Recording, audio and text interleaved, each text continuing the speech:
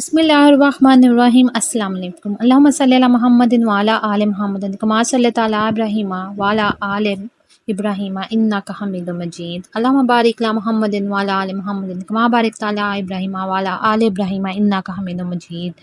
ایک دن شاہ جہان بادشاہ شکار کے لیے نکلے تو ایک زخمی ہرن کا پیچھا کرتے ہوئے اپنے ساتھیوں سے دور چل کر بچھڑ گئے۔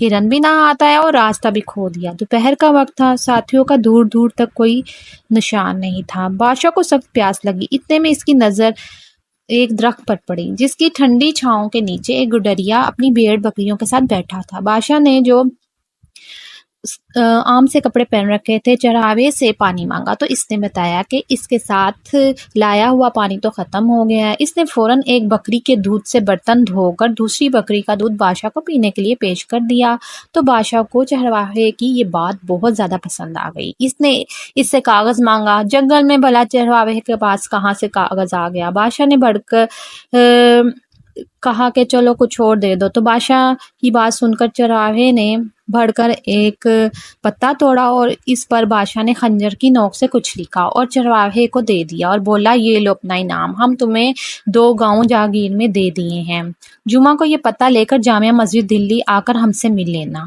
چرواہا بہت خوش ہوا اور گھر لوٹ گیا۔ اپنی کمبل زمین پر ڈال کر وہ اس پر پتا رکھ دیا اور بکریاں بند کرنے لگا۔ ایک بکری جو ادھر گئی ہوئی تھی ادھر ادھر سے آئی اور اس نے پتا منہ میں ڈالیا اور چرواہے کے پہنچنے سے پہلے ہی وہ پتے کو ہڑپ کر گئی۔ اسے تو بہت دکھ ہوا اور یہ کہتا ہوا جنگل میں چلا گیا کہ بکری 2 گاؤں کھا گئی۔ آخر جمعے کا دن آ گیا اور اب وہ جنگل کی طرف نکل گیا اور مسجد میں پہنچ گیا۔ اس نے دیکھا کہ تمام جو نمازی ہیں دعا مانگ رہے ہیں۔ اس نے دیکھا کہ بادشاہ بھی دعا مانگ رہا ہے تو اس نے زور سے چلایا کہ داتا جو ہے چھپڑ پھاڑ کر دے تو لے لو۔ یہی کہتے ہوئے واپس بھاگ نکلا۔ بادشاہ نے نماز کے بعد اسے بہت تلاش کیا لیکن وہ نہ ملا۔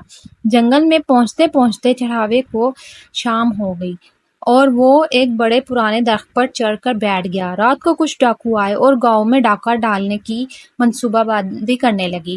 چرواہے نے ان سب کی باتیں سن لی، اس کو ٹوکا اور بولا چوری کرنا بری بات ہے اور پھر وہ گاؤں کے لوگ تو بہت غریب ہیں، ان کے پاس کچھ نہیں ہے، اگر تم لوگوں کو واقعی پیسہ چاہیے تو اس طرح کے نیچے کھودو، اس درخت کے نیچے کھودو تو تمہیں بہت بڑا خزانہ ملے گا۔ یہ کہہ کر وہ چرواہا گاؤں کی طرف داتا چھپڑ پھاڑ کر دے گا کہتا ہوا رٹ لگاتا ہوا چلا گیا۔ ڈاکو کو بڑی بحث کے بعد کھدائی شروع کی اور وہاں سے سچ مچ 2 بڑے بڑے برتن نکل آئے۔ انہوں نے آؤ دیکھا نہ تاؤ خوشی کے مارے خوش ہو گئے، مگر جیسے ان لوگوں نے برتن کھولے تو اس کے اندر تو سانپ بھرے ہوئے تھے۔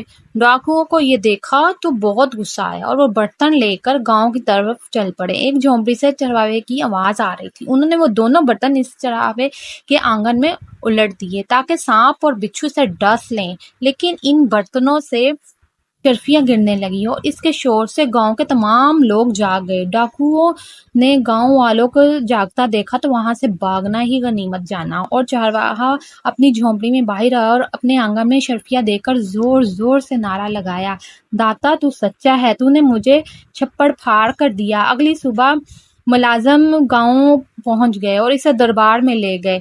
چرواہے نے بادشاہ کو سارا واقعہ سنایا اور یہ بھی بتایا کہ میں نے کیوں کر آپ سے انعام لیا بغیر واپس بھاگنا اچھا سمجھا، کیونکہ آپ بھی مسجد میں بیٹھ کر اللہ سے مانگ رہے تھے جو سب کا اللہ ہے، تو میں نے سوچا کہ میں بھی کیوں نہ اسی اللہ سے مانگوں جس سے وقت کے بادشاہ بھی مانگتے ہیں، اور آپ نے دیکھ لیا کہ اس نے مجھے میرا انعام دے دیا۔ بادشاہ نے چرواہے کو عزت کے ساتھ اس کے گاؤں بھیج دیا۔ آپ کو یہ کہانی اچھی لگی ہو تو میرے چینل کو سبسکرائب کر دیجیے گا اور بیل آئیکن کو بھی پریس کر دیجیے گا۔ اپنا بہت سارا خیال رکھیے گا۔ اب مجھے اجازت دیجیے گا، میری ویڈیو کو شیئر کرنا نہ بھولیے گا۔ اللہ حافظ، ٹیک کیئر، بائے بائے۔